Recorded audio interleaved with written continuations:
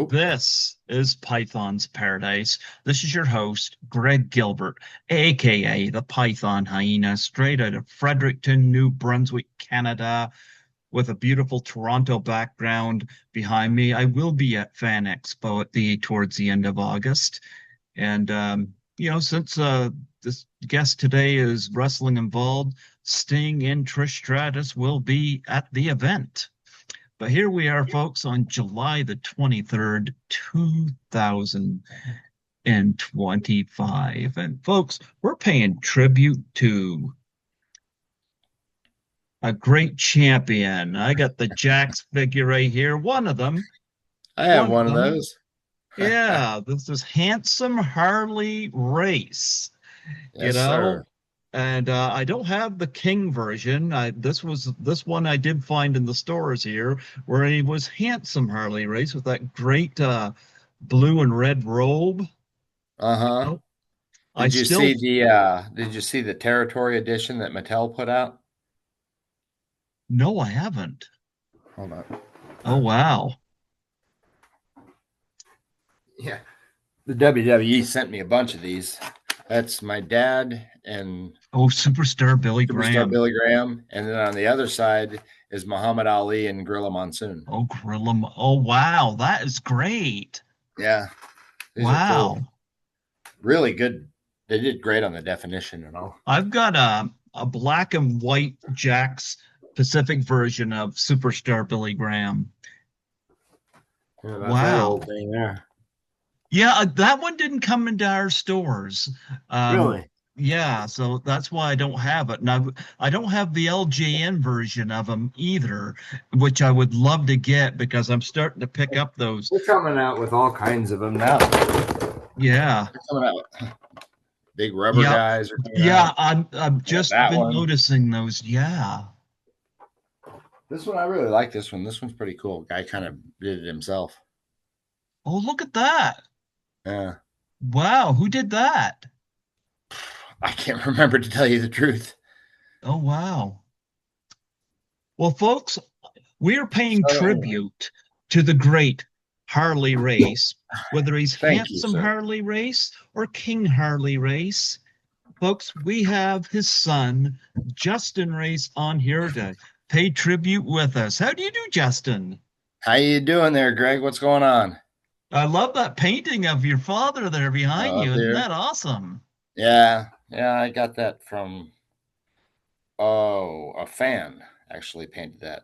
And Oh, they've made some wow. reproduction. It's a reproduction, it's not an original, but it's a cool photo. I mean, it's a cool painting. Yeah. Well, I'm gonna tell you, I've started to collect the LGN, the rubber ones there from the 80s.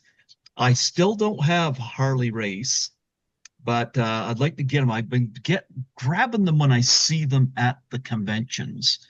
Mm-hmm. I see them a lot. It's funny because I just did my first convention in the States in April 2024. I was in at Schiller, and I grabbed a bunch of them, and I saw for the first time Jimmy Superfly Snuka. They had a Snuka. I never Oh, seen. really? Yeah, I knew there was one, but I'd never seen one. So Oh, here, well, look at this one. yeah. This is from Major 2, but they put paint on him. Oh, look at that. Looks like he had an accident with the ketchup bottle. Funny story about a ketchup bottle. Dad was having I guess, lunch on the way from one town to another, and him and one or two other guys were there, but they were more like office guys or whatever. It wasn't with wrestlers. There was a Hmm. couple of bikers that kept kind of edging at him and poking at him and whatever wrestling's fake and all this is baloney and what you do is not even a real sport. This that they just gone on and on. Dad never even looked up, just ate his meal. So he finishes, and the guys started talking about how they don't bleed. You guys use ketchup and stuff. You guys don't really bleed. So Dad got up to the counter. He paid the bill. The guy walked up, still trying to taunt him. Dad grabbed one of those Heinz 57 glass bottles of ketchup, smashed it over the guy's head, and said, "There, now you're a pro wrestler." I have been told. Needless to say, the guy, well, he went down, but Yeah. he just crawled back to his table and okay, never mind. I But that have was been pretty funny. told when it comes to toughest men in the ring, and Jim Cornette talked about this as well. There's four names that usually come up. Yeah. Speaking of kings, look at this. This is Skittles. Well, hello, Skittles. Skittles, you come over here. Are you a Harley Race fan? Skittles says he's related to the King of Beast. Yeah. Why are you looking at me I like that? my dad always hated cats, but I had two of them that loved him. I guess because he was so warm, they loved to sit on his lap. So Skittles, he hated all cats but mine. oh, dude, Skittles is offended at that. Every time Skittles comes over here, I have to stick him on camera because I'll look back at some days down the road and I'll be like, it's Skittles. Um, where was I going with this? There's always four names mentioned when it comes to Oh, the toughest toughest guy. guys in Yeah. the ring. Uh, One name that's mentioned is Bruiser Brody. Hmm. Another name mentioned is Dr. Death Steve Williams. Another Hmm. name mentioned is Haku, and another name mentioned is Harley Race. Hmm. And Most of those guys will tell you he's the toughest guy they ever got in the ring with. well, Dusty, in fact, when Dusty Rhodes was inducted into the WWE Hall of Fame uh-huh. in 2007, during his speech, he was talking about different guys he'd wrestled with. He said, but by far, Dusty with that little lisp he had, Yep. by far the toughest man I ever got in the ring with was Harley Race. And they panned the camera over and stand up, Harley. And so Dad stood up and they gave him an auditorium, gave him a big standing ovation. But yeah, Dusty said that in his speech. Well, I'll tell you about how I discovered your dad. You see, here we had when I was young, we had Grand Prix wrestling, we'd watch it, but I wasn't Mhm. heavily into wrestling at all. I didn't get into wrestling, especially WWE, until 1987, early 1987. And I told this story to Ariel Teal Roddy Piper's daughter, when I had Mhm. her on here. I had her and her brother both on here, and tribute to Roddy. And how I got into wrestling is before WrestleMania 3, which to me is the greatest wrestling event I've ever seen. I have not seen it topped. And Yeah, it was they had, cool. yeah, they had Oh, I mean, these. we were there. I was there. My mom, in fact, they took a couple of my mom and dad took a couple of their friends with them up there. Yeah, it was 96, well, almost 100,000 people in that building. That was just, Hmm. they had a special section for like family members and all, like the box seats or where the, what do you call them, suites and stuff are. But I made it a point to walk all the way up to the top and like as far back as I could get in the stadium and take a picture of the whole stadium. Hmm. It was amazing. And the ring is like a little dot down there in the middle. Hmm. Well, I remember there was the stickers in the chip bags. There was about 20 stickers in them. Your dad was not on one of them, but I remember what caught my attention is I love snakes, and one of them, of course, had Jake the Snake Roberts on it. And I remember asking a classmate, because I was in high school at the time, and I said, who is that? And he told me that he was a wrestler, and he said he puts a snake on his opponents. And I was like, I want to see that. And and my older brother was getting these stickers. And I could not believe that these people were real. Aside from Jake the Snake, you had like your Roddy Piper, and then you get into really extreme characters like George the Animal Steel, Yeah. Kamala, the Honky Yeah. Tonk Man, Yeah. Outback Jack, people like that. And I'm like, are these actually real people? But I started watching wrestling, and at the time I didn't know anything was predetermined or anything like that.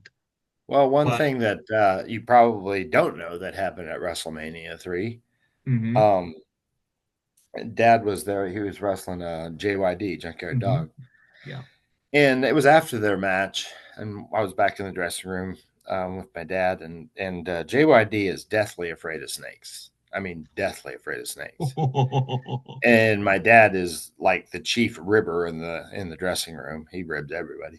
So he Wow. wouldn't hit. Now Jake, that at WrestleMania 3, that was one of the first time when they had like other celebrities, like not just wrestlers, but like sports stars, celebrity Mm-hmm. Hollywood stars, or whatever. They had a mix of people and celebrities, and Alice Cooper was there to accompany Jake to the ring and whatever. Yep.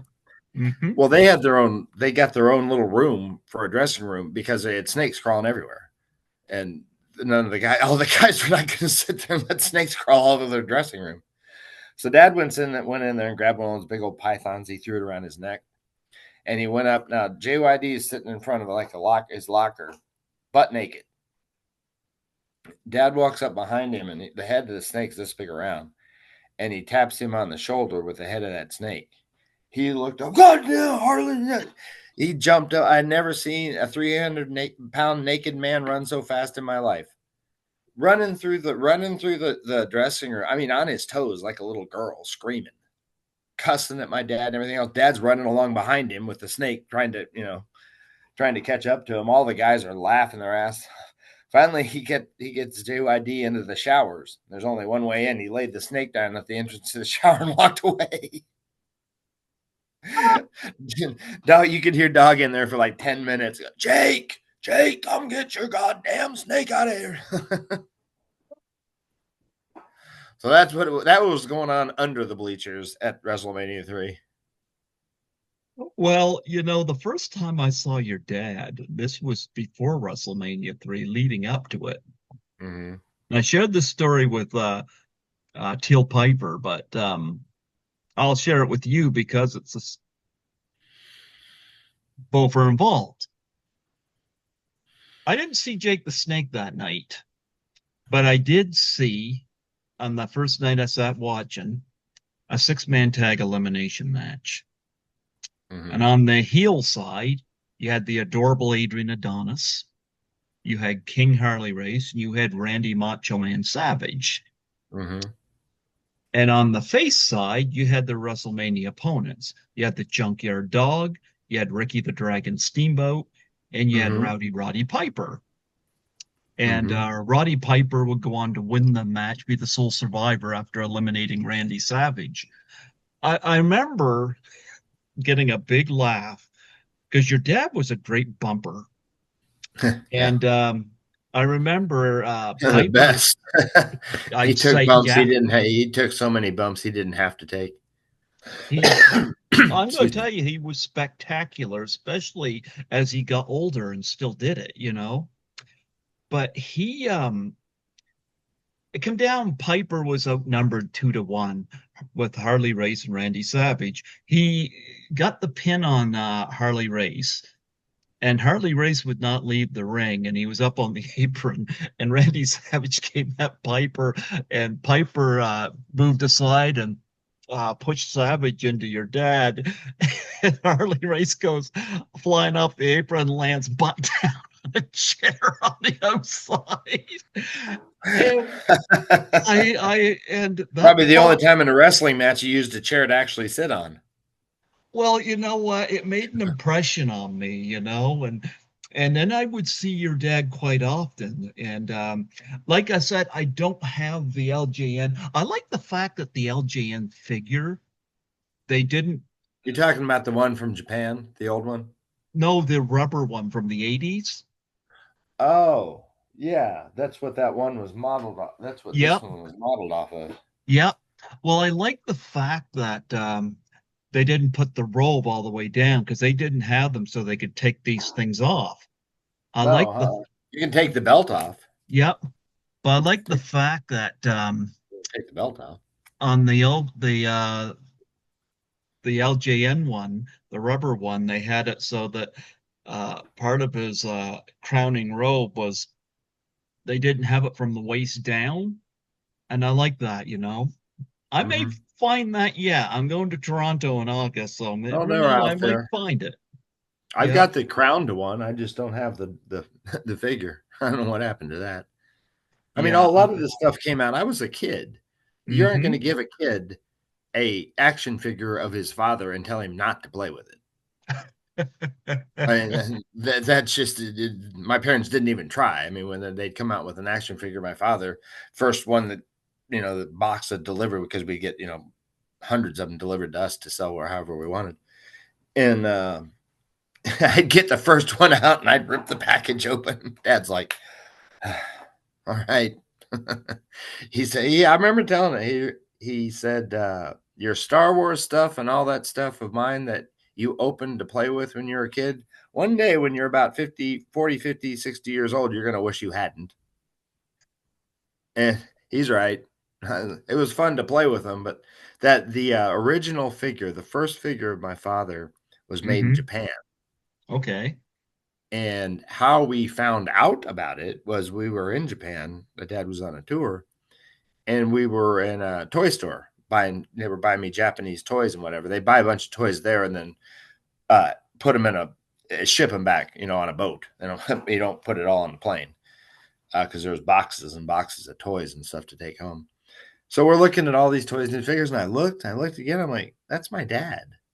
So I grabbed it off the little peg thingy, and I went to I found my mom and dad. I said, "Dad, here, look, it's you." And he looked at my mom, and they talked to Bubba, who put him in touch with an attorney to find out that copyright laws are a little different in Japan, and they didn't have to ask his permission or have to pay him any type of royalty from making them and selling them. And dad and my mom looked at each other and they're like, "Hey, if the kids are having fun with a toy, of me, and as long as the kids are having fun, I don't care about the money." So that's how it ended up going. That's how the first ones were sold. Didn't even know about Who played with the toy more, you or your dad? them. I do know that one of the I got offered to buy one of those. It's not autographed for a little over $1,000. It was. I've seen one autographed on eBay for 3 grand. Wow. One of the old Japanese ones with. All I have from that, think I have his left arm somewhere. It's sitting with the crown that has no figure that goes. I had got all this stuff, and you collect it over a lifetime, and I'm one of those Wow. that I don't like to throw things away, so I've got stuff from everywhere. Wow. I've got about 200 going back into the 60s of the cards, uh, the event announcement, the card, and who's wrestling who and Mm-hmm. whatever the card. I've got those from the Kiel Auditorium back in the 60s. Mm-hmm. Just the one page, the one page thing that said the night, the time, and who was wrestling. Wow. Yeah, Well, I must have 500 of those. there you go. Well, you going back to WrestleMania 3, I'll tell you something else that's I didn't know until recently about that night too. Is I was listening to the commentary track on the movie They Live, and it was Yeah. John Carpenter and Roddy Piper talking because Roddy Piper was in it. I didn't know this, but John Carpenter was at WrestleMania 3. Mm-hmm. And he recruited Piper for They Live, and I guess he got Alice Cooper for Prince of Darkness. Mm-hmm. And and so I found that quite interesting, what it was like. I got to ask you because what was it like being at that event, especially seeing the Steamboat Savage match, which is one of the all-time greats. You mean at WrestleMania 3? What is it like being Yeah, there? yeah. Um, it was surreal. I mean, that many people in an enclosed. I mean, one thing, Ann Arbor, Michigan, have 100,000 people in their stadium, but it's an open stadium. Having 100,000 people in a dome stadium is different. It's the old Detroit Lions. It was the Pontiac Silverdome, which sat around 80,000 people. For wrestling, you can put another 20,000 on the floor on the football field. Hmm. So there were 94,000 people or something like that. So, but it was surreal. I had a lot of fun in the dressing room with the guys. I always did, but getting to meet celebrities that weren't wrestlers was kind of cool. Yeah, like meeting Alice Cooper and Bobby Euchre was there, and I don't know. There's a kind. It was fun. It was a long event, um, and I think that it was probably at the time it was one of the most it had the highest attendance of any indoor athletic event ever. Yep. So I've seen enough wrestling in my life. I spent a lot of time just looking at all these thousands and tens of thousands of people sitting around, and like I said, even where we were in like the VIP seats or whatever, the ring still looked like a dot in the middle of the room. But Well, it was cool. well, of course, When you're JYD had to bow to my dad, that was funny. He the didn't like loser that must bow match, and of course, your very dad won the humiliation. match. Yep. I gotta say, your dad really like I loved how he took bumps, and boy did he take a lot of them, like Junkyard Dog had his head down, when he jumped up and Harley Race goes backwards and over that top rope, and his legs would just stay right up in the air, and he comes down. I remember Jesse Ventura on commentary goes, and he hit his face on the mat, you know, or he'd do that dive headbutt on the outside. The Junkyard Dog moved out of the way, and Oh yeah, you can see Harley yeah. Race on the mat outside just shake his head, like. But Hurts. It hurts when you miss. I bet. Um, Here, I'll tell you a story about that with the flying headbutt. mhm. I just recently posted this. I don't know how I just found it. Um, there was this little boy, and I don't know where, and I don't, the little boy, 10, 12 years old, and dad was going out to the ring to wrestle Steamboat. I don't know what town or where. And the little boy's tugging on his robe, following him the whole way. And finally he turns around, "Hey, Mr. Race, would you please finish Ricky Steamboat with the flying headbutt?" And dad said, "Well, son, I really don't do that anymore. It's too bad, taking too much of a damage on my back and my head, and whatever." He said, "But I'll see what I can do." So they go out. He wrestles with Ricky for darn near an hour, suplexes him. Ricky's out right in the middle of the ring after the suplex. And dad kind of turns sideways and said, "Stay here for a minute." And Ricky said, "Oh, Harley, what up? What are you going to do?" Or something like that. Harley, what? Dad climbs outside the ring, gets up on top of the ring ropes, and does a flying headbutt. Hits Ricky. Ricky's pissed. "You didn't need to do that. I was already down." He said, "I did need to do it for a reason." And so the match is over, and of course he pins him after the headbutt. And Dad's walking back out of the toward the dressing room, and the little boy comes running up to him, and he gets in front of him. Dad's bloody and sweaty, and Dad looks down. And he said, "So how was the finish, kid?" Kid said, "That was great, Mr. Ace. Thank you." So in the 40,000 people that were there, he did a flying headbutt for an audience of one. And that's how that kind of sums up how my father was and how he respected the business and those in the business, as he would do anything to make a fan happy, make a fan smile, make a fan mad. He loved to be people get mad at him. Oh, I heard a lot of wrestlers love to be the heel. Yeah. Hmm. Well, Peyton Manning, I just read this recently. He had a quote. It said, "It's not about the medals or the Super Bowls or the rings or the titles or anything else. But if I can be a hero to someone on a day that he really needs it, that's my pay." Well, There aren't a whole lot of guys like that, like Matt Peyton and my dad and whatever. Athletes nowadays think the fans owe them something. yeah. And back then, Dad gave everything he could to the fans. He expected nothing from them. I think the first time he signed an autograph and someone asked him how much, he said, "What do you mean, how much?" "Well, Mister, how much is your autograph?" He's like, "Well, nothing. Take it." He did. I mean, this is late 1990s, early 2000s. he didn't pay. He'd been in the business for at that time 30 some, 40 some years, no, over 40 years, almost 50 years. Geez. And, it's just, he's been in there so long. He just knows how it works. Yeah, well, I enjoyed the match between him and the Junkyard Dog, um, and of course, at WrestleMania 4, Junkyard Dog would kind of give him his receipt by eliminating him in that battle royal. Yeah. Race was one of the last five in there, though, so Yeah. you He know, didn't like battle royals. I would have had Harley in the tournament personally for the title. So, but Well, yeah, I anyway, mean, that's what I mean. He didn't like wrestling in the battle royals and all that kind of. That wasn't wrestling. That was just a ring full of guys throwing each other over the top ropes. All it yeah. was. And he never really was a tag. I mean, of course, he started when he first started. He was with Larry Henning, Hmm. and they were the AWA World Tag Team Champions for quite a bit. But he liked to wrestle by himself. Yeah. Yeah. He just did. As he would tell me, less people to screw up. Yeah.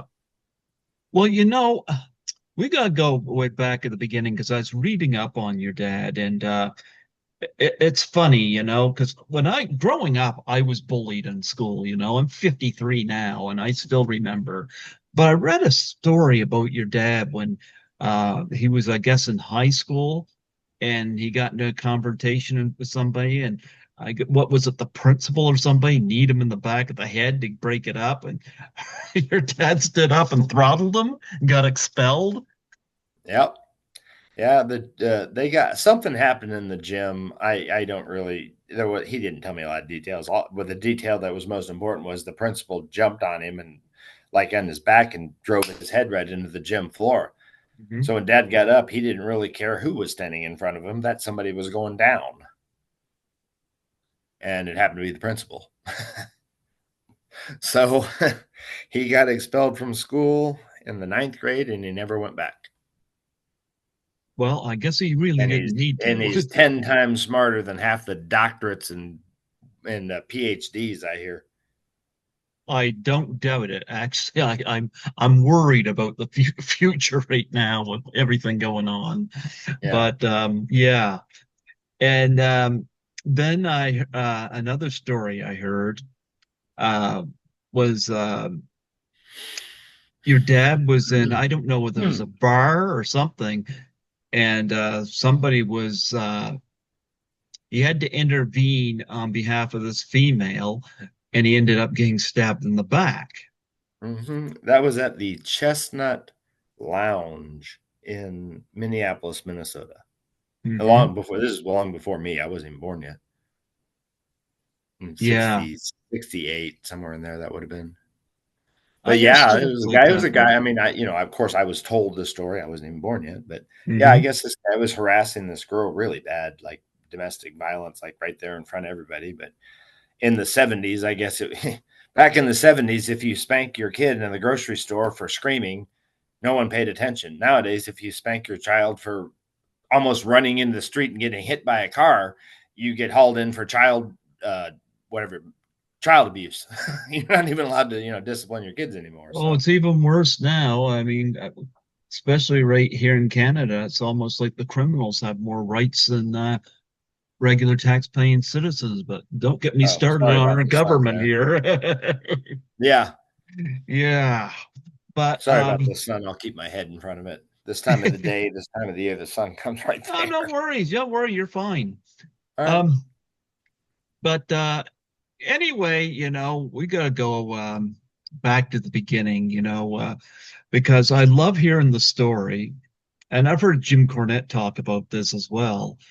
When your dad was just breaking in, did your dad ever tell stories about working with Happy Humphrey?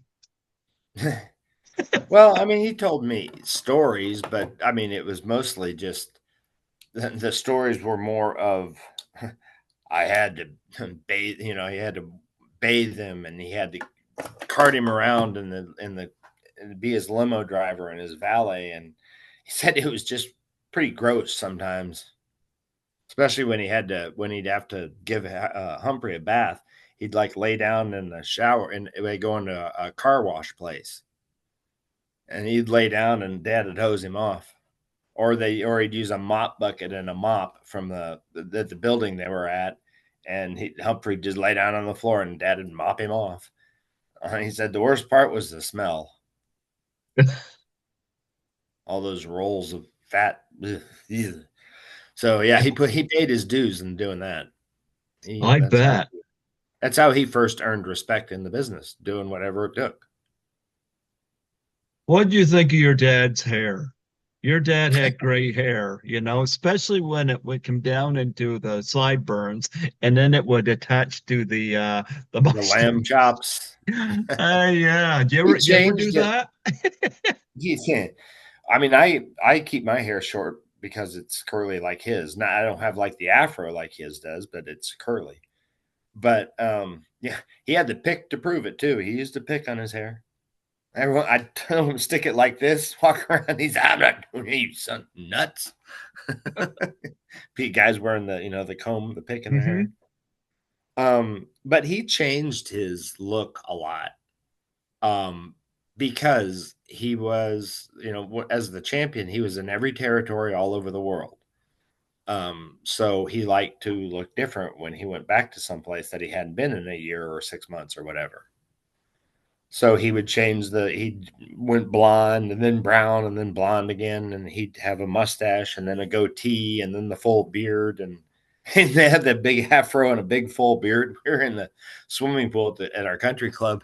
This little girl goes up to him, looks at him. I mean, just a little bitty girl, not afraid of him at all. Looks at you, look just like a lion. He said, "Well, thank you, I guess." Well, yeah, he wouldn't So want to be the he king. did that, and he did that as well with he wore red, white, and blue, and he also wore black and gold Hmm. occasionally. And no one knows why he wore black and gold. The reason he wore black and gold is it was my school colors. Ah, So thought that was kind of cool. So did the kids when they watch wrestling. That's our school color. yeah. Well, I love wrestling from the 60s, 70s, and 80s in particular, and being born in the 70s, I have uh I don't remember watching wrestling back at that time, but here's one of the things I love about the internet is that Mm-hmm. and people will criticize the curtain call, and how, wrestling got revealed and all this sort of stuff. And I get their point, but I'm going to tell you, and that some people say, well, internet's ruined wrestling. And I'm saying, I'm going to play devil's advocate on that because Mm-mm. before the internet, Vince McMahon liked to control what people believed about people. And for the Mm-hmm. longest time, Vince would try to tell people that Hulk Hogan was the first one to body slam Andre the Giant. Mm-hmm. Well, well, well. Well, it seems to me that Antonio Inoki and your father both slammed Andre back in the 70s. Dad slammed him the first time in '78, Hmm. and he had Andre. Andre was 7'5", 7'6", and all of Hmm. 525, 550 pounds at the time, depending on whether he'd just eaten, I guess. Um, but Dad had him up, and he had him in a full. If you Google the picture, it's not. You Google a lot of slams of Andre, and you see guys with him here, like Yeah. they get him to about here and just kind of flop him over. Hmm. There's only one photo I've ever seen with Andre right here, and that was my dad. I And actually you have can, saw that Andre's hands photo. are he's up there about high enough that his hands are on my dad's back, and his two hands covered my 300-pound father's back. Hmm. But the whole time he was up there, he'd never been up there. Now he said, "Boss, put me down.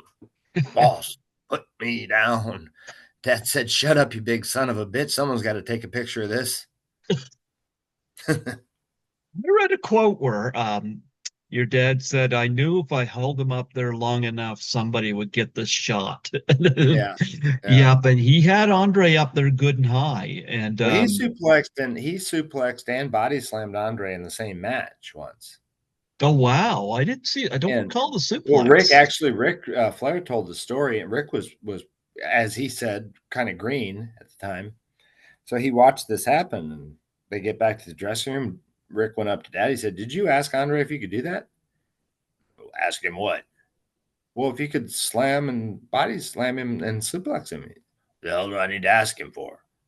Well, I just figured he wouldn't go along with it. I don't ask. I'm Harley Race.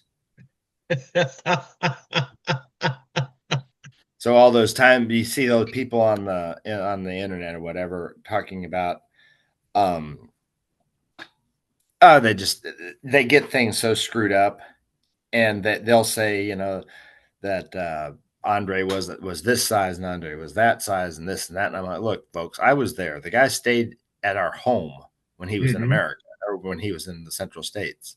I know how big the man was. Hmm. I watched him bend and go sideways through the door to get into the bedroom. We had a room in our house called the Giant Room. It was for Andre and Giant Bubba when he came to America. Wow, Just a yeah. huge room with this gargantuan size. It was like a California King plus bed. But that was for them. Closet space. Andre wore a size 50 something shoe. And they, there were places. In other words, there were places for everything for them to put their stuff because their stuff was so big. Hmm. So yeah, Wow. Andre was a beast. But you mentioned that about the internet. The internet and where I got back involved with the business a lot more was I started hearing people, this is a couple of years ago, but several years ago, but people talking about kids, 25 years old. Your father's my favorite wrestler. And I'm like, how? My father was retired before you were even born. What are you talking about? And they say YouTube. I said, oh. So I started looking into it a little bit and start seeing all of these matches, these old matches that are out there. If you Google them or search them on YouTube, there's so many matches out there. And I believe that is what has enabled old school wrestling to make a comeback Yeah. because the kids, they've seen the acrobatic Cirque du Soleil wrestling on TV, or they went to Monday Night Raw and watched them talk for 30 minutes and wrestle for 4. And they've seen all that, and then they see this old school stuff. This stuff's pretty cool. This is raw, It's two guys awesome. beating the hell out of each other, not a bunch of yakking into a microphone. I mean, they did their promos and all, but I mean, I went to Monday Night Raw here in Kansas City about a month ago. I just, call the WWE, get tickets, and to go backstage to say hi to some of the guys. But watching the show, I was really so unimpressed. Hmm. I mean, at one time, at some point in time, I looked over at Mom. I said, "Is somebody eventually going to wrestle?" I that's a complaint All I've they do, heard a it seems lot. like all they do is promo their next match. Well, you got a match tonight too. Well, It's just Terry. like how they work. They work all over the place. Hmm. Back in the day, Dad or Terry Funk or Rick or one of the Briscoes, they'd work on the left leg or they'd work on the right arm. They'd continually go and work on an area of a body to weaken it to give the Hmm. appearance that finally it gives out and you get pinned. These guys nowadays, I mean, you hurt your shoulder on this one and your knee on that one, and it's like there's no story there anymore. A wrestling match tells a story, Well, today and they too, don't like tell stories in wrestling matches anymore. finishing moves don't mean anything anymore, you know? Like I remember nobody did a DDT any better than Jake the Snake Roberts. Now they're Yeah, just throwing it around like it's nothing. And it's like, yeah. yep. One thing Dad does feel he felt bad, although he knew it was they're grown men. It's their Hmm. decision to do it or not. But he did feel bad about like Tommy, of course, Chris Benoit, Yep. and uh, uh, Dynamite Kid, Tommy Billington, with all their neck and head injuries and whatever from mocking him from doing that flying headbutt that he invented. He kind of felt bad because he had to stop doing it. He couldn't do it anymore. Yep. My mom told him to stop doing it 10, 15 years before he did stop doing it.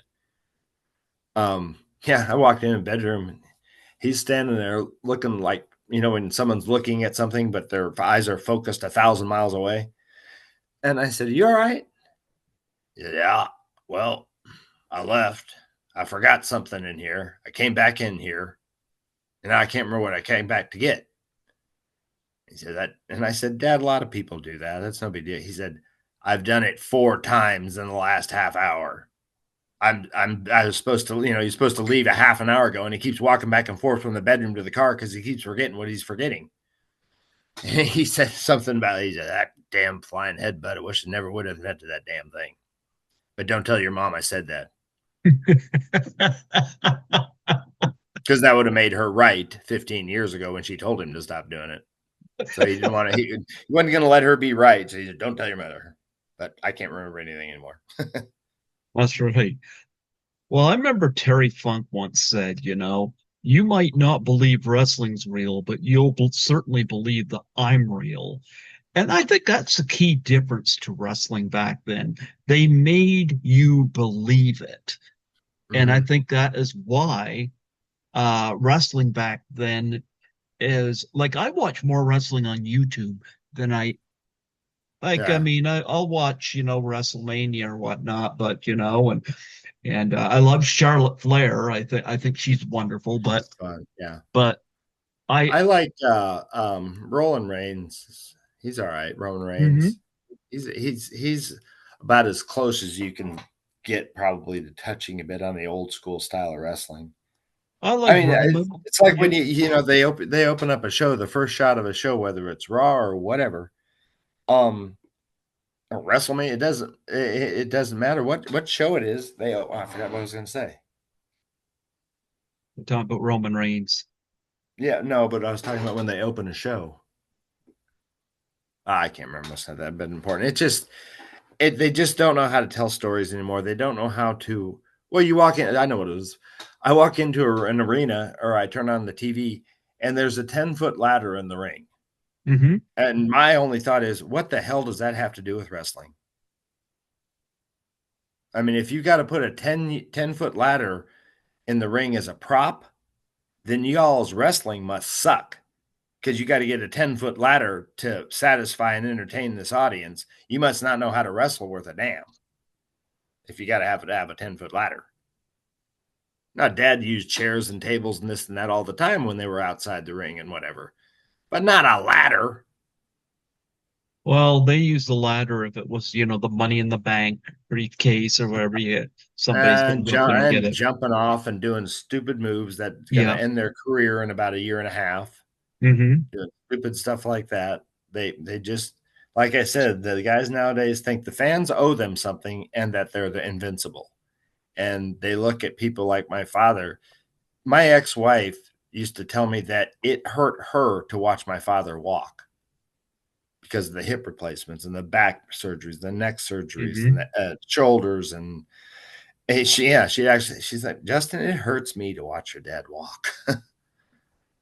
Yeah. And these younger kids, they look at it, and I think that they acknowledge the legend of it, but I don't think that they respect where it came from and where they came from. And, I go back to the fans owing them something. The fans don't owe you a darn thing. They bought a ticket for a seat to watch you wrestle. That's what the fan did for you. The Hmm. rest is up to you. Well, your dad had a number of great bouts, and of course Sorry, we have that's okay. forgot to turn the But of volume down. course, he made history a lot of times as well, because he main evented that first Starcade, of course, which was what really inspired WrestleMania to begin with, But Mm-hmm. it was Harley Race versus the Nature Boy Ric Flair inside a steel cage. Yeah. And yep. And of course, they had that dog collar match between Rowdy Roddy Piper and Greg the Hammer Valentine. Ariel Mm-hmm. has that dog collar in her garage. Oh, no kidding. Oh That's yeah, funny. she's got it. I remember one thing about Roddy at WrestleMania 3. Hmm. He had announced his retirement. Hmm.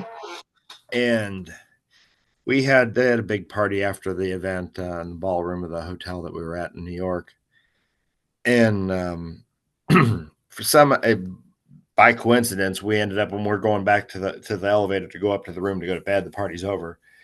Roddy just kind of we just happened to meet right at the elevator, and Dad and him hugged, and he said something to Roddy that I couldn't understand, but then he said something to Roddy that I did understand, and what he said was, "Don't stay away too long." Yeah.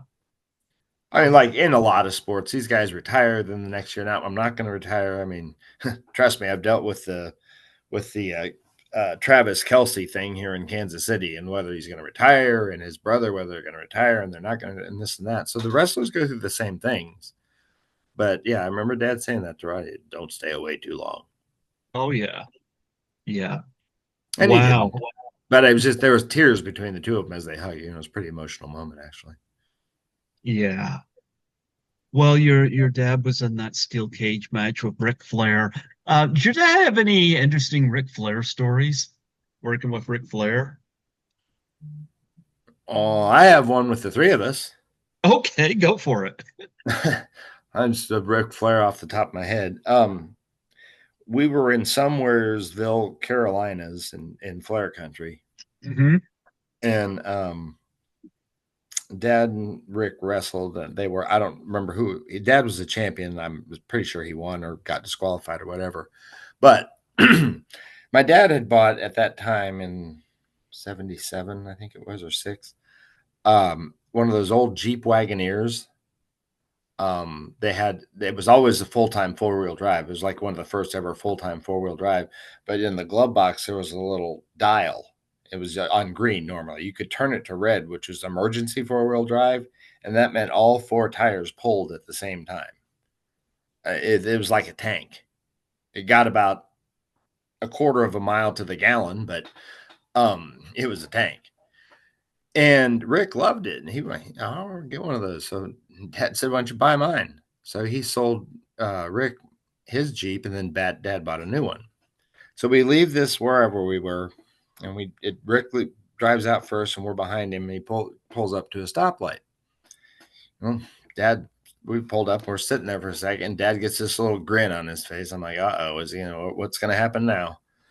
And he reached in, turned the glove box, and turned it on that red, coasted up and touched bumpers with Rick and pushed him through the stop sign or stoplight.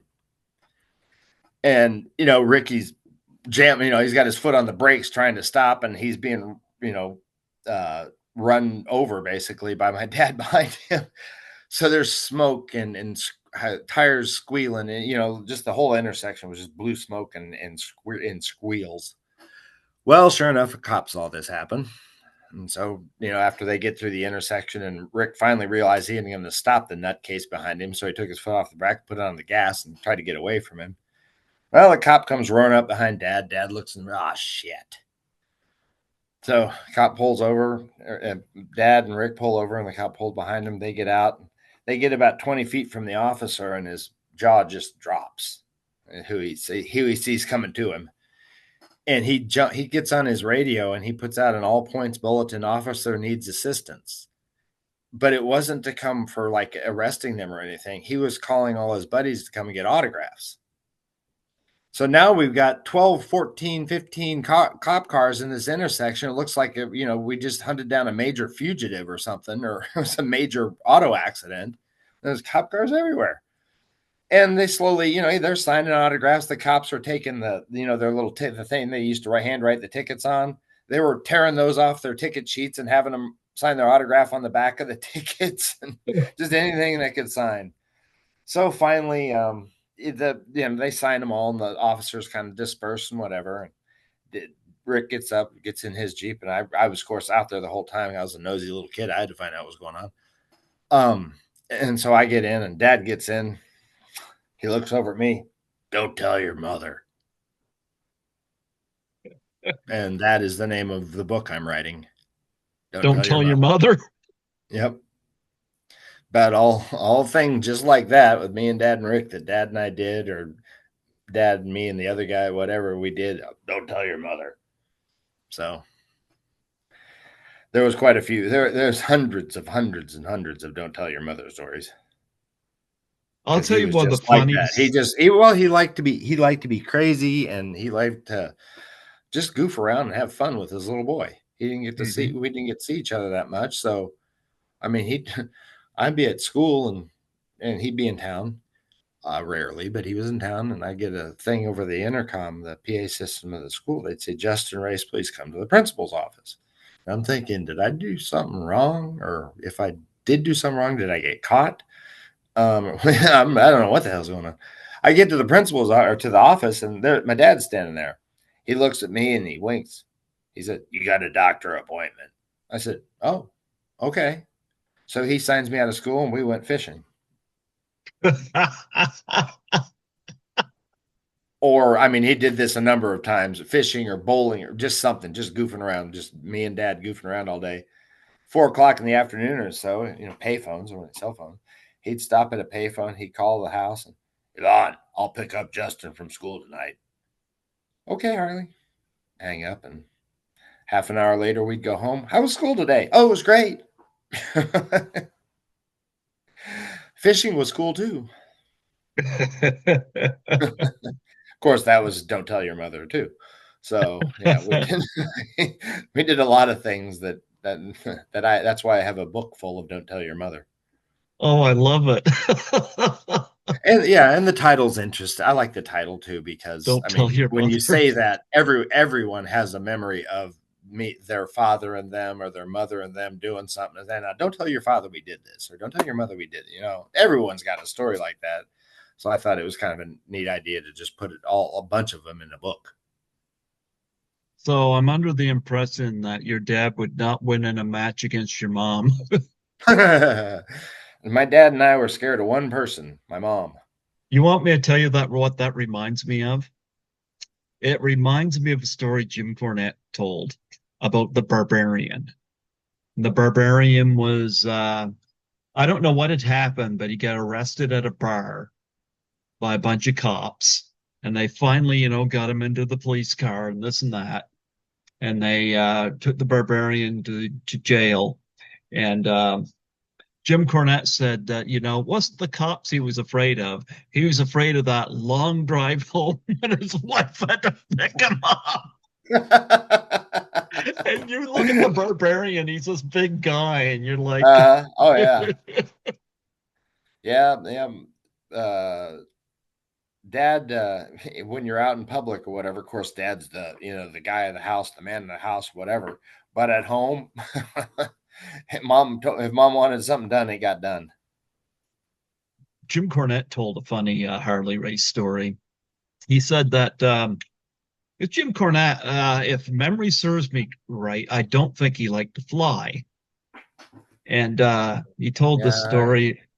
Yeah, he told the story about he's supposed to fly somewhere, and he was supposed to go on this flight, and Harley Race was going to be on it. And he said Harley Race had told him about how bad the turbulence and stuff like this was in this particular area where you fly, and he go into detail about it.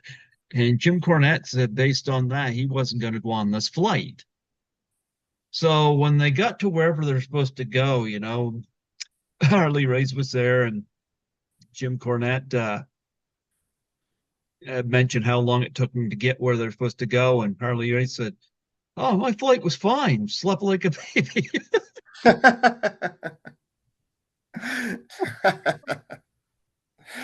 Oh, that's funny. That is Jim funny, scared and Jim scared to death. Yep, of course, Yeah, but of course, your dad, of course, went to WWE, was in that King of the Ring tournament. What did your dad think about becoming King Harley Race? Did he see that as a rib by Vince, or did he just?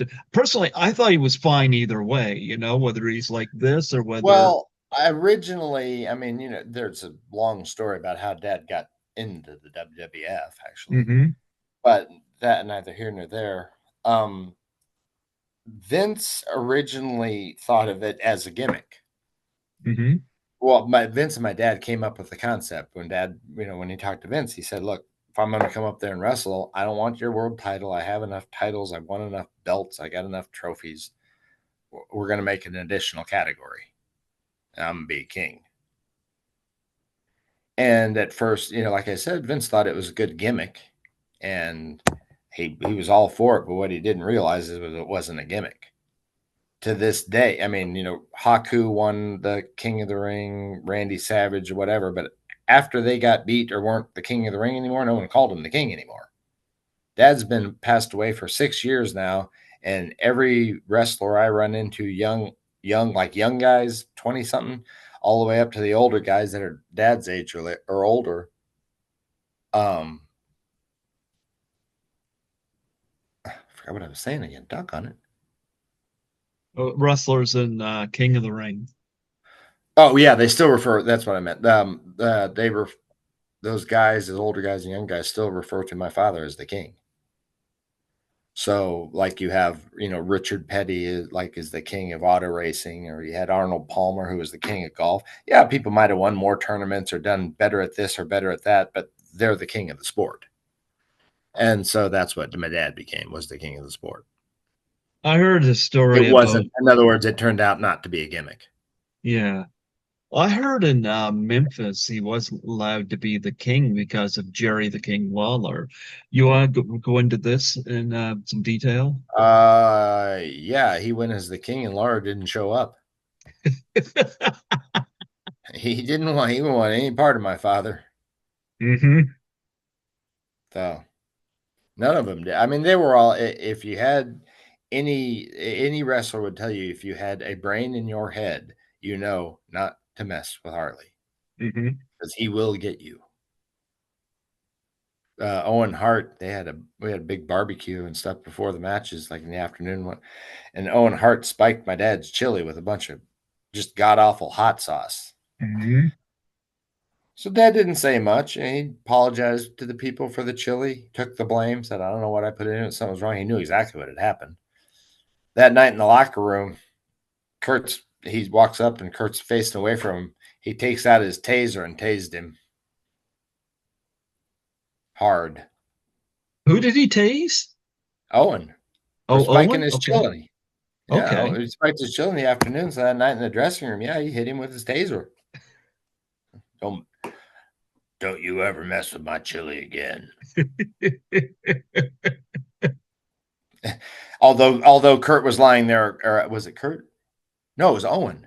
Or was it Kurt? Mhm. I can't remember if it was Kurt Henning or Owen Hart. I think it was Owen Hart. Anyway, it didn't matter what Owen's laying on the ground out anyway. So I heard a couple of stories I want to know if you could verify. One was a story that Vince McMahon wanted to pay off Harley Race to no-show Starcade. yeah, And that's what I was alluding to earlier about his. There's a long story about his transition from NWA to WWF, but yeah, before then, and this is one of the reasons Vince had always had respect for my dad, and he's always been very nice to me. I mean, I know he's a rough businessman and all, but he's always been nothing but nice to me. When I was back in the dressing room with my dad, he'd come up, ask me how school was going, how my sports were going, or whatever. Very personal guy, nice guy. Um, but he offered my dad 200 quarter of $1 million to skip Starcade and go right and take the NWA title to the WWF and wrestle there, wrestle like champion on champion or something. I don't know what he wanted to do. And Dad didn't want any part of it. And it was Linda, who is our Secretary of Education right now, and Vince, my mom, and my dad. And Dad and Vince got up to go to the restroom, and in the restroom, Vince was getting mad, and he said, "Are you going to do this or not?" And my dad said, I have my word. That's what I have. I have my word and my integrity." And he looked in the mirror. And so they were looking at each other through the mirror, like the sinks in the bathroom. And he said, "You see that guy? I got to wake up tomorrow morning and look at that guy. And I can't do it. Uh, I can't, I just can't just back out on something that I told someone I would do. Mhm. I told them I'd be at Starcade. I will be at Starcade. That's where I said I would be." And Vince, they got out in the parking lot, and Vince kind of tried to take my dad's legs out, or just I don't know. Probably been drinking a lot, but Dad ended up putting him to sleep. It Just wouldn't be the first. It wouldn't be the he last put the time. sleeper on the real way and put him to sleep right there in the parking lot. And then he's just sitting there, and Linda and my mom are standing there, and he's standing there, and Vince is on the ground asleep. So Dad slapped him and woke him up and got him up. But yeah, he wasn't very happy about that. But my dad respect. That's where my dad earned the respect in the business. Is his word was his word. Hmm. He was going to be someplace. He was going to be someplace. If he was going to put someone over, then he was going to put someone over. I mean, he didn't. He didn't question himself. And there's another story that uh, of Harley Race confronting Hulk Hogan in a washroom and pulling a gun on him. All part of the same story. Yeah. No, he didn't pull a gun on Hogan. Okay, all right. That's internet exaggeration. I mean, he Okay. had a gun in the car, but so did everyone else. He didn't take Well, it. that's why you're here to so I get the truth. What whether this is Well, he true? walked into the Yep. dressing. It was the first time WWF, I guess the time, was wrestling in the Kansas City territory, and Kansas City territory is my dad's. And Vincent cost my father a lot of money, so Dad went to the building, went in the back, and when he walked into the dressing room, everyone in the dressing room just went totally silent. It was just you could have heard a pin drop, according to them. And Hogan was facing away from him, going on as Hogan always does, some big flamboyant story. And Dad went up behind him and open hand slapped him in the ribs so hard that it knocked him down. And he got around, you can tell he was pissed. He turned around, he saw who it was. He looked up at my dad, he's sitting on his butt. He looked up, saw who it was, my dad, and just started backpedaling away from him on his butt, trying to get away from him. Hmm. And that was pretty much all that happened. The gun I mean, I heard also that they said that he lit the ring on fire or something. So Yeah. how do you light a ring on fire? I mean, Jim Cor unless you have a gallon of gasoline to put all over the canvas and light the canvas up. I mean, what is flammable in a wrestling match? Jim Cornette was telling doing a podcast episode where he was talking about all the lies Hogan has told over the years. I think one Yeah, of my favorites that I've heard is that he partied with John Belushi after WrestleMania 2. And I'm like, well, considering the fact that WrestleMania 2 happened in 1986 and Belushi died in just died. 82, Yeah, that doesn't seem to work out very like well. I don't know what it is with Well, there Hogan was a and time that Hogan, when during Hulkamania, it didn't matter if he said what he said was true or false because it was from him. People just took it. They might even know it's false, but they hmm believe it because he said it because he was such a hmm big. But he wasn't. That was Hogan in the arena and in the ring. Behind backstage, it was a different story. We flew into, I don't know what airport we flew into, but they were wrestling at the Meadowlands that night, or I guess where the Jets used to play, hmm or it was New England. I mean, I I don't know. I can't remember who the heck played up there. Anyway, we're going to the Meadowlands. When we get off the airport in New Jersey or wherever we were, Dad's wrestling bag doesn't come off the on the baggage claim. So oh shit. So we got the limo and took us to the building, to the Meadowlands. And Dad's in there and he's talking to some of the guys. I don't know what the hell I'm gonna wear tonight. I don't have anything. And Hogan overheard this. He's talking with the other guys. All of a sudden Hogan's voice, and this is, he's the boss. He's not the boss, he's the man. Um in the WWE and Hulkamania, whatever, his voice booms above the dressing room, backstage, and everything. Anybody who isn't wrestling, go to the airport and find the boss's luggage. And so they all left and went and find my dad's wrestling bag. But that Hogan is called awesome. him the boss. Find the boss's luggage. Did your dad like working with Hogan? I know there was a the injury he had, which was really not the fault of either of the wrestlers. But did you enjoy his program with Hogan? Yeah, it was okay. I mean, Terry didn't have a whole lot of a large repertoire of moves, so to Hmm. speak. He had the leg drop and the leg drop. Um, so it was different. Terry, well, all truth be told, he's scared to death of my father. He was. I don't doubt So it. the matches sometimes were awkward because he was stiff, but not in the right way. He was stiff because he was nervous, not because he thought he was better. And so, I mean, I liked the matches; they were very entertaining. But if you know the intricacies of what goes on behind the scenes and in the dressing room and all the other stuff, yeah, he really wasn't that good of a wrestler. No. Very very good, very outstanding at publicity and PR and talking on the mic, being on the mic and whatnot. But he really didn't have a whole lot of moves in his gun belt. I think Bruno Sammartino was a better champion than Hulk Hogan by Oh far. yeah, Yeah, yeah. yeah. Bruno. Oh yeah, Bruno's. He's from the day of those guys back in the Hmm. day. Yeah.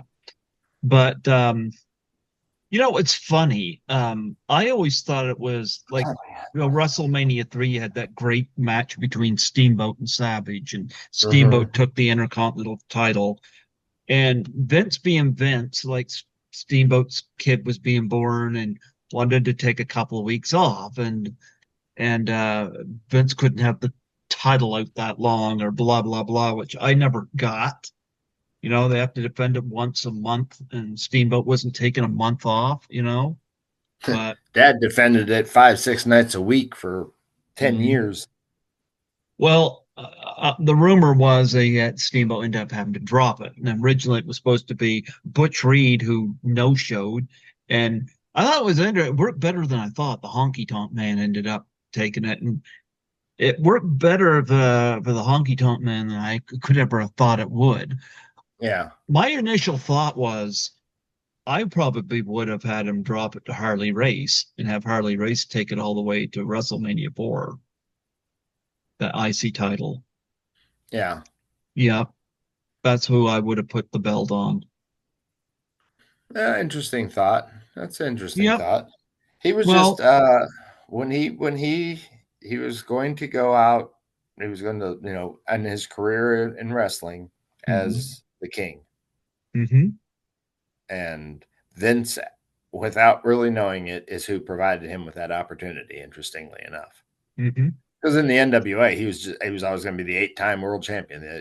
The guy that beat Lou record, hmm and that the NWA, that's what he was about, was the world champion.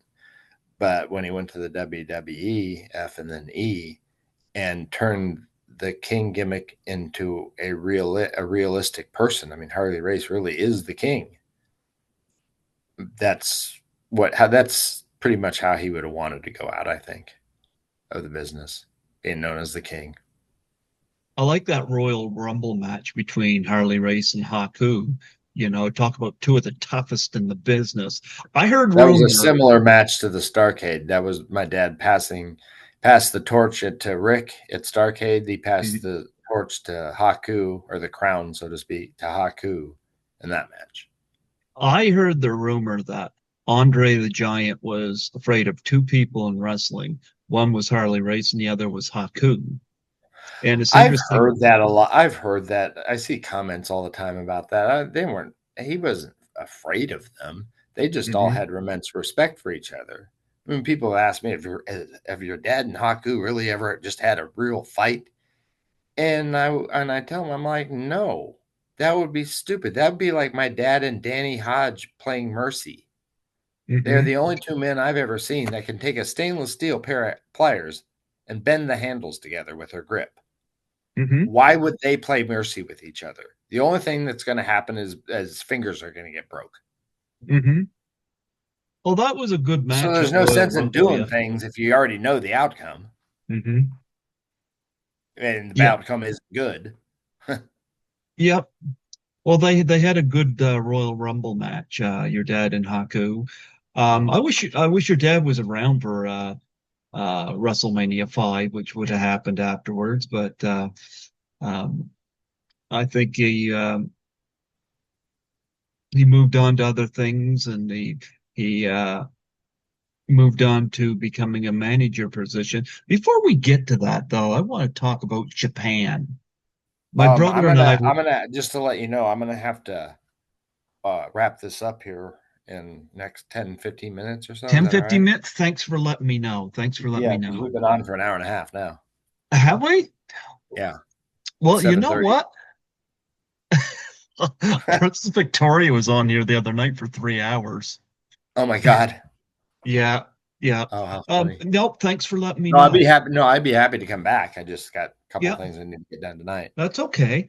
Um, my brother and I watch a lot of wrestling from Japan, you Let me know. tell you something that I was taught by my father when I was old enough to realize him and his impact on people and this and that. And he said, people are going to recognize you all of your life, and they're going to recognize your name. They're going to recognize me or whatever.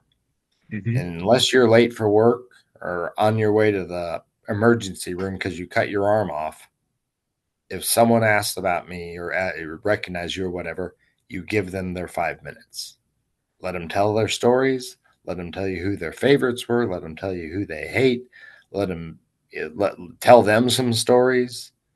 Give them some insight into maybe a certain wrestler they're interested in or whatever. But one way or another, give them their 5 minutes to talk and to get it out. And Dad said, "Do you know why you do that?" And I mean, I'll be beyond the obvious of just being friendly. I said, "Do you know why you do that?" And I said, "No." He said, "Because it's 5 minutes they'll never forget." And I've had the pleasure, the honor of high government officials or CEOs of large companies, powerful people, powerful businessmen and women. And I have the honor of when they find out who my father is, watching them become little boys in front of me just for a moment. And I get the guy in this $10,000 suit, CEO of God only knows what company, and to see him just become a little boy for a moment and tell me how he used to watch my dad wrestle on Saturday mornings with his dad. And I mean, that's quite an honor to have that, to have that, I guess, to have that for my father. But it's just Hmm. an honor that people really looked up to him so much, and he impacted so many people's lives. And because of that, he said, give them their 5 minutes. So Yep. that's how I've always been. If someone, I mean, if I have to go, I have to go. But Oh I've no, always no. I've always I've always paid special attention to the fans, because as my dad used to tell my mom when we would have dinner here in town, just tease it off, just a dinner, talk about school, my sports, whatever, girls, who knows, just family dinner. People are constantly walking to the table to get autographs. And my mom would get mad. She said, can't they at least wait till we're finished eating? Which would be polite, but I mean, no one ever said fans were polite. They want, they see their hero, they're going to get an autograph for their hero. Um, so Dad would say to her, he'd say, Yvonne, that person paid for this meal. That person paid for the vacation you just went on. That person pays for your car. That person, if it wasn't for that person, we'd live in a tent. You're nice to these people. You go out of your way to be nice to these people. Because when all is said and done, they're the ones that sign your paycheck. Well, I'm going to ask you a question that I asked Barbara when we were talking about Bruiser Brody. This was easy for her to answer, so I'll see if it's easy for you. Would you say was your dad's top five favorite opponents to wrestle? To wrestle? Yeah. Oh, well, Rick would be one of them, definitely. Flair. Hmm. Um, Probably Jack Briscoe, Hmm. Terry Funk, Love Terry. Yeah. and Dory. I don't know how many that is. I'm just listing off That's some. four. Funks are great. Yeah. Yeah. Well, I'm actually both Briscoes, Jerry and Jack. They were such good technical wrestlers. You know, they were NCAA champions. Hmm.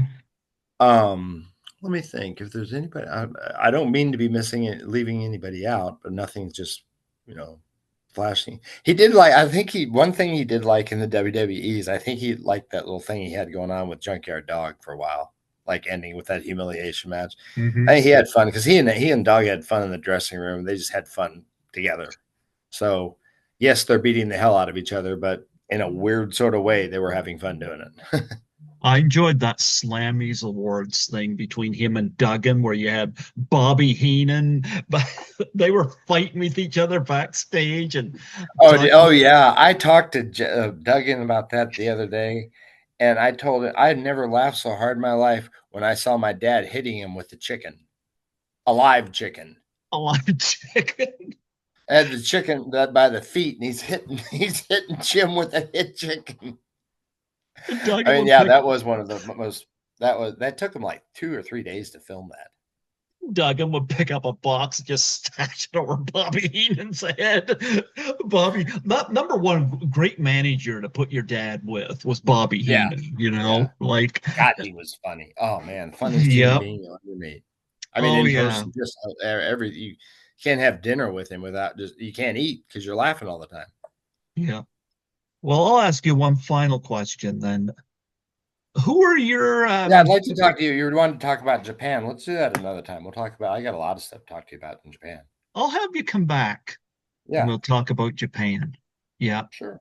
But Well, and then when I my book is my manuscript is almost done, so oh it'll be going to yeah. editor and publisher. So I'll probably want to. I'll come back on then once the You're book's not out gonna too. let your mom read that, are you?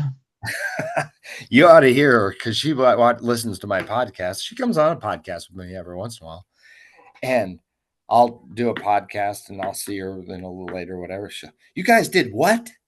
And I said, he said, don't tell your mother. He didn't say tell her when you're 35. He said, don't tell you. So I never told you. I She was can't gonna believe it. ask She's like, good God, you and your dad should have been in jail. I was gonna You too. ask you. And she's talking to a 8-year old.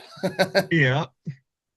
I Or was gonna not ask two. She's talking about an 8-year old. You and your dad should have been in jail. there you go.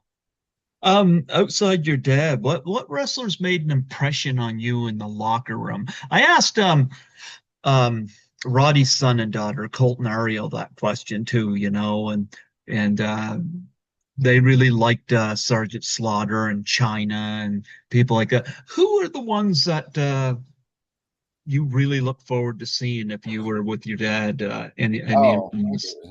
well, Brody was one of them. And I'll tell you that story that Barbara always wants me to tell. We were on a tour in Japan. I believe it was a tag team tour. I'm pretty sure that Brody was with Stan Hansen. My dad was not with Nick Bockwinkel on this one. He was actually with Larry Hennig. They were Hmm. rekindling their old tag team, whatever.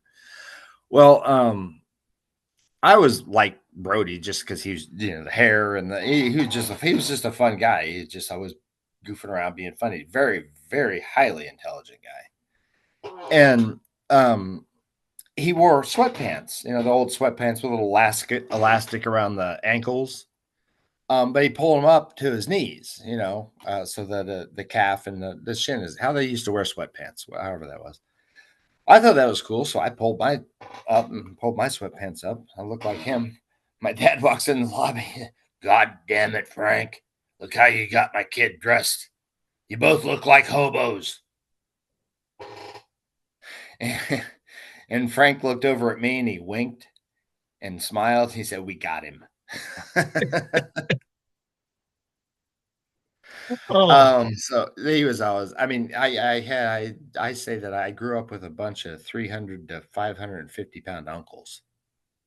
When Dad went to work, he would put one of them in charge of me, like babysitter. I mean, if you want to call it that, Bruiser Brody was my babysitter many times. I'd sit back, but I had fun back there. They taught me how to play cribbage, and we'd goof around, and we'd talk about sports and whatever. It was just I liked being in there. I got sick of watching wrestling matches, especially with my dad. You know, when I'm really young and dad with the blood flying and the chairs and this and that, that's traumatic for a kid. Hmm. Too traumatic. I've been asked before, did you ever have anything traumatic happen when you were a child? And I said, well, besides watching my dad get the shit kicked out of him 6 nights a week, I might have been in a car wreck. Yep. Your dad, strong guy, survived Oh, two of geez. those. Yeah. Yep. Yep. But yeah, that's that story that Barbara loves that story. She thinks it's so cute. Well, when you have your book ready, I'll put you on the roster here for next year, and I'll have you back. Hmm. And when your book is ready and you feel it's clear, Probably so be this year. sure. Yeah, I'll let Yeah. you know if you want, and if you want me to come on again to talk a little bit more about Japan and some of the other questions you have before the book gets released, just let me know. I'll come back on. Yeah. Be more Yeah. than happy to. Well, you know what? I appreciate you coming on here today and Thank you, Greg.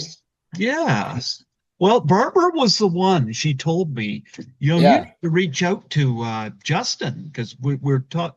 Because I asked her who she thought Bruiser's top five favorite opponents were, and your dad was one of them. yeah. Oh, that's what I meant to say. I in the Funks and the Briscoes and Ric Flair and whatever, that was implied that Frank was one of them too. Mm-hmm. One of my, but Yeah. he just like I mean, he had to control Brody a lot.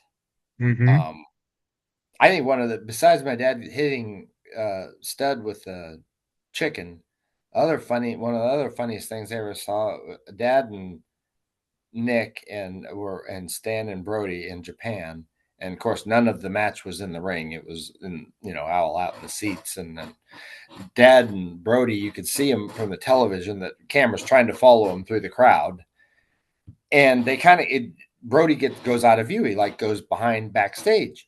He comes back out with a mop and with a wooden mop handle and hit my dad over the head with the wooden mop handle. The handle shatters and went everywhere. And the whole time I'm thinking, what did he go find a janitor's closet to find a mop to hit my dad with? Or was the mop just sitting there? And he said, that looks like a good thing to hit Harley with.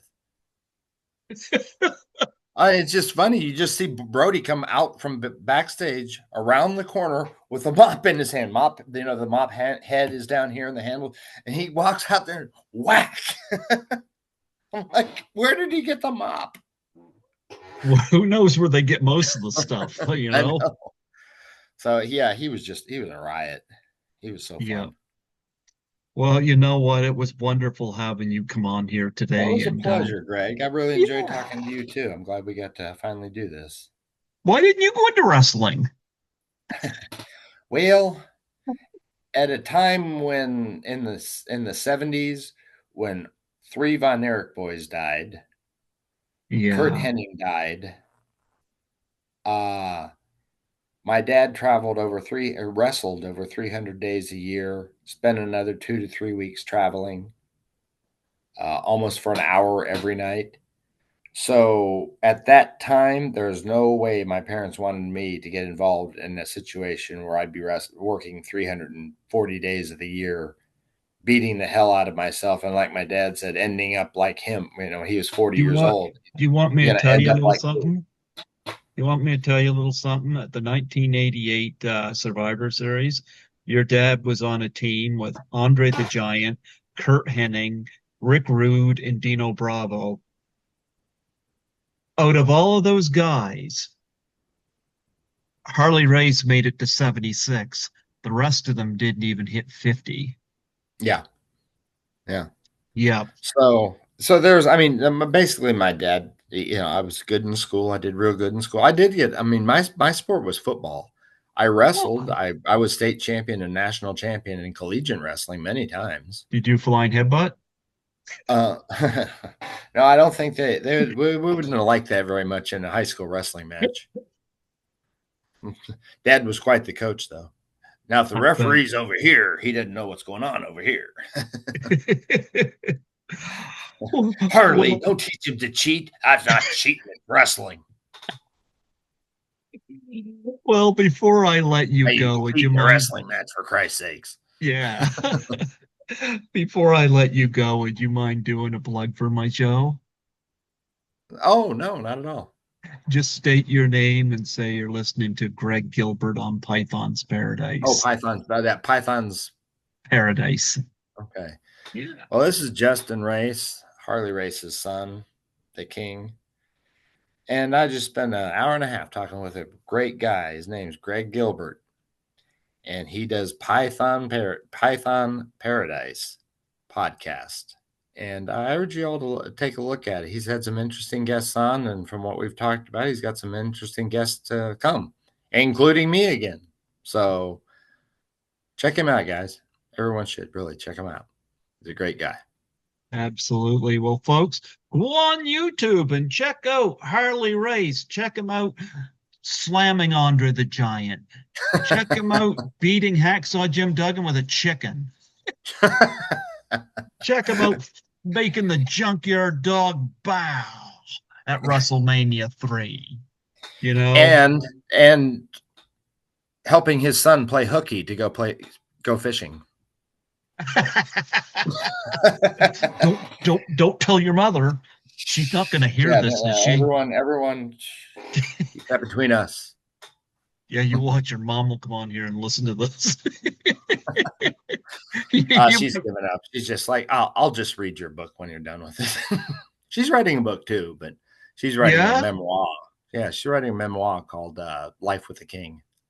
Yeah? Is there going to be a part in it about disciplining her son after finding out what Probably. If there wasn't, there is now. There's a new chapter's been added.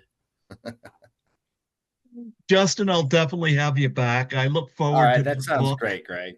Absolutely. Thank you all out there for listening. I hope you enjoyed it, and stay on this. Stay on Python Paradise. Absolutely. Greg Gilbert. He's a good guy. I appreciate that. I appreciate that. You take care and God bless. God bless. Take care, and you take care out there. God bless y'all. Bye.